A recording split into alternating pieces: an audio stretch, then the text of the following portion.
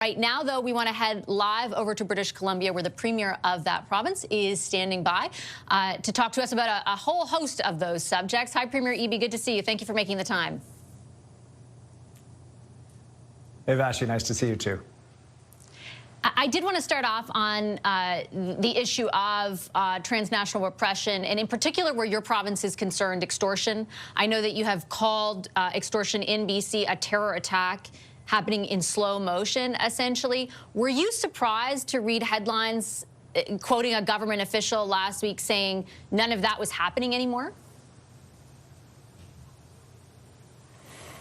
We have a serious extortion issue in British Columbia. It's probably our #1 public safety issue, and it is really agonizing for families south of the Fraser. We've had some good progress with police on this. We went from 10 shots fired at people's homes in January to just 1 in February. Our goal, obviously, is 0 and eliminating this threat.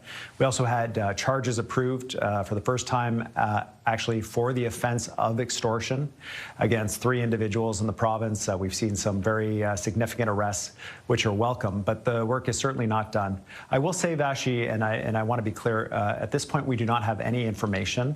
Police may. Not part of the investigation, the information they have, but we don't have any information that the Indian government is involved in this. We have received allegations that the Bishnoi gang was involved in some of this, or it may have been individuals claiming to be associated with that gang in order to gain credibility for their threats. But regardless, we asked the federal government to list that group as a terror organization, and they did. So just to be clear, though, the Bishnoi gang has taken credit for some of what has gone on in your province, both in your province but also in Alberta. You have never been briefed or been made aware of any connection between that and the government of India, to be clear? Just to be clear, the allegations that we heard that the Bishnoi group was involved in these attacks in British Columbia led us to lobby the federal government to list that organization as a terrorist organization in Canada. And I'm very glad that the public safety minister did do so. There are many published allegations about the Bishnoi group and potential connections with the Indian government. But for what we have information for at the political level, at least in British Columbia, we don't have information about the Indian government's involvement in extortion. And certainly, if government officials do, I hope it's forming part of the basis of the police investigation work that's happening. Okay, I asked just because the RCMP back in 2024 did raise the specter of that, but I'll move on because I also want to ask you about a couple of other subjects, including OpenAI and the involvement of that company in not alerting, essentially, law enforcement to the fact that there was this very troubling activity with the shooter in Tumbler Ridge. I know that the federal AI minister is supposed to meet with Sam Altman today. That's the head of OpenAI. I think they offered you a meeting with senior officials, but you said you want to meet the CEO himself. That meeting is, I'm not sure if you have an exact time for it that you could share, but what is your message that you intend to deliver in that meeting, Premier? Yeah, we have a tentative meeting set up for this week, and it's an important meeting on a couple of different levels. I mean, first of all, OpenAI has issued public statements that have been very clear that if they had the policies and procedures in place today, that they, at the time of this incident, when they had the information they had, those children in Tumbler Ridge would still be alive, that educational assistant would still be alive, they'd be with their families because they would have notified police. They had the necessary information to bring to police. They could have protected user privacy and brought forward that information and prevented this event from happening. They also advised that there is a serious issue potentially with their flagging process where the shooter was kicked off of the account but still somehow managed to have a second account. So, you know, there are questions about the decision-making process within OpenAI. There are questions about how we could have prevented this. I believe that the people of Tumbler Ridge, the families, are owed an apology at a minimum from OpenAI. But also Canadians are owed the advocacy of OpenAI for a national standard that ensures that every AI company has the same reporting threshold and that there are serious and meaningful consequences if they don't report to prevent violent incidents from happening. We don't want people asking an AI how to be more effective in their violence without that shooting up a red flag and resulting in a report to police.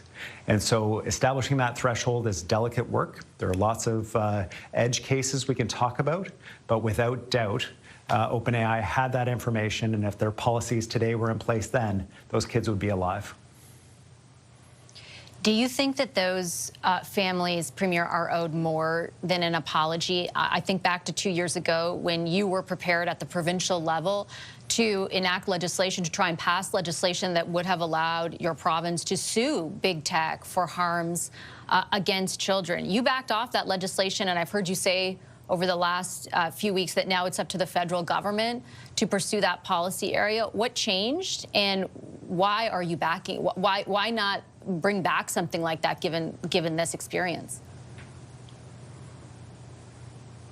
Yeah, these families have all the tools they need to go to court to sue OpenAI, but let's be honest about the situation here.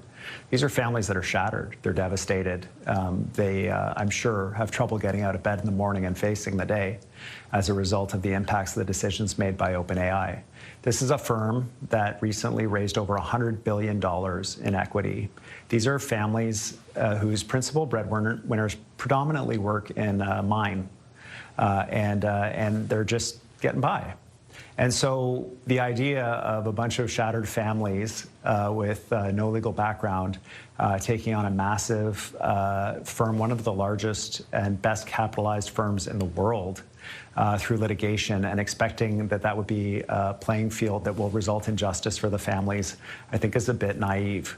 What the families need is the backing of government. What they need to know is that as we sort through the wreckage of their destroyed lives and we try to find a reason or some sort of silver lining for them in this moment, that we can look them straight in the eye and we can say it's never going to happen to another family. What happened to you is not going to happen again, because we all work together to ensure that the legacy of your children, of the mother of your children, of your wife, that the legacy is that we're going to protect other kids, and it wasn't totally meaningless. And that is an outcome that I hope to be able to salvage from this, and that we will be pushing for both through this AI initiative that we're doing to push the federal government for a national standard on this, but also in relation to the guns and how the guns ended up in that house, and in relation to mental health and the questions about mental health service availability in a rural and remote community, and whether there's something we could have done. But that's the question I want to answer for those families, and this meeting with Mr. Altman is part of that. I totally understand the points you're making, Premier, and I certainly wasn't intimating that the families have to go through that process. I believe your legislation that you were going to introduce 2 years ago would have allowed the province on something like their behalf to go after big tech. And I think the bigger issue that Canadians are wrestling right now is how far governments in general are prepared to go to take on big tech, because there have been some troubling signs, even at the federal level, that those are trading chips in a trade war with the United States. Your government 2 years ago said the message to these big faceless companies is you will be held accountable in British Columbia, and then you backed off moving that legislation forward. Why, and do you regret it?